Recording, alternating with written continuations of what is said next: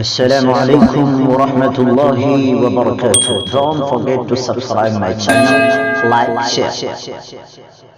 لوہا کبھی خراب نہیں ہوتا، ہمیشہ وہ اپنی ہی زنگ سے برباد ہوتا ہے۔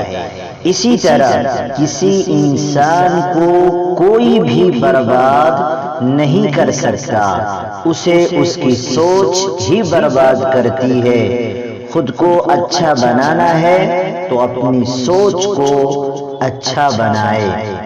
زندگی میں کچھ لوگ محض دکھاوا کرتے ہیں کہ جیسے وہ آپ کی مدد کر رہے ہیں، جو کہ آپ ان تصویر میں دیکھ رہے ہیں۔ وقت اور اپنے جیب دونوں ایک ساتھ چوٹ پہنچائے تو انسان باہر سے نہیں اندر سے بھی پتھر بن جاتا ہے۔ انسان جب زندگی کے امتحانوں سے گزر کر پتھر ہو جاتا ہے تو کوئی دل دکھا بھی دے تو برا نہیں لگتا۔ دنیا میں سب سے زیادہ مطمئن لوگ وہ ہیں جنہیں اپنے معاملات اللہ تعالی کے سپرد کرنے کی عادت ہو۔ تکبر چاہے دولت کا ہو، طاقت کا ہو، رتبے کا ہو، حیثیت کا ہو، حسن کا ہو، علم کا ہو، حسب و نسب کا ہو، حتیٰ کہ تقوی ہی کیوں نہ ہو، انسان کو رسوا کر کے ہی چھوڑتا ہے۔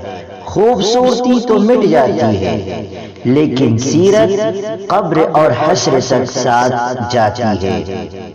صورت اور سیرت میں سب سے بڑا فرق یہ ہے کہ صورت دھوکہ دیتی ہے جبکہ سیرت پہچان کرواتی ہے۔ کسی کی اوقات دیکھنا چاہتے ہیں تو دو بول اس کی مرضی کے خلاف بول دے، پھر اس کی اپنی اوقات اس کی اوقات کو دیکھے۔ جب آپ وصیت نامہ لکھنے بیٹھو گے تو آپ کو پتہ چلے گا کہ وہ واحد شخص جس کا مال میں کوئی حصہ نہیں وہ آپ خود ہیں۔ اس لیے جتنا ہو سکتا ہے اپنی زندگی میں آخرت کے لیے ذخیرہ کر لو، حساب رکھا کرے۔ آج کل لوگ پوچھ لیتے ہیں میرے لیے تم نے کیا ہی کیا ہے، یعنی میرے لیے تم نے کیا کیا ہے۔ ماں باپ کی باتیں سننے میں بہت کڑوی لگتی ہے لیکن ان کی حقیقت کو جھٹلایا نہیں جا سکتا۔ لوگوں کے اندر اتنا نہ جھانکے کہ وہ آپ سے خوف زدہ ہو جائے۔ قابل احتیاط ہیں وہ لوگ جو آپ کے بھی دوست ہیں اور آپ کے دشمن بھی۔ لوگوں کے دل آپ صاف نہیں کر سکتے، لوگوں کے دل آپ صاف نہیں کر سکتے، مگر اپنا دل صاف رکھنا آپ کے اختیار میں ہے۔ نعمت کے معاملے میں اپنے سے کمتر کو دیکھیں، شکر گزار بن جائیں گے، اور مصیبت کے معاملے میں اپنے سے زیادہ مصیبت والے کو دیکھیں، صبر کرنے والے بن جائیں گے۔ بے شک اللہ تبارک و تعالی کے ہر کام میں مصلحت اور حکمت ہے۔ اپنی مشکلوں کو برا مت کہو، اپنی مشکلوں کو برا مت کہو، کیونکہ یہ مشکل ہی ہے تو ہے جو ہم انسان کو مکمل اللہ سے ملواتی ہے۔ بھری ہوئی جب آپ کو غلط راستوں پر لے جاتی ہے لیکن خالی جیب، بھری ہوئی جیب جب آپ کو غلط راستوں پر لے جا سکتی ہے لیکن خالی جیب آپ کو زندگی کے اصلی معنی سمجھا دیتی ہے۔ کسی کے وقت پر ہنسنے کی غلطی نہ کر بیٹھنا، کسی کے پورے وقت پر ہنسنے کی غلطی نہ کر بیٹھنا۔ یہ وقت ہے جناب چہرے یاد رکھتا ہے۔ کبھی گھر کے کچے تھے لوگ لیکن سچے تھے، کبھی گھر کے کچے تھے لیکن لوگ سچے تھے۔ پیسہ کم تھا مگر ایمان کامل تھا، لباس میلے تھے مگر دل صاف تھا، ہونٹوں پہ مسکراہٹ تھی، دلوں میں بھائی چارہ تھا۔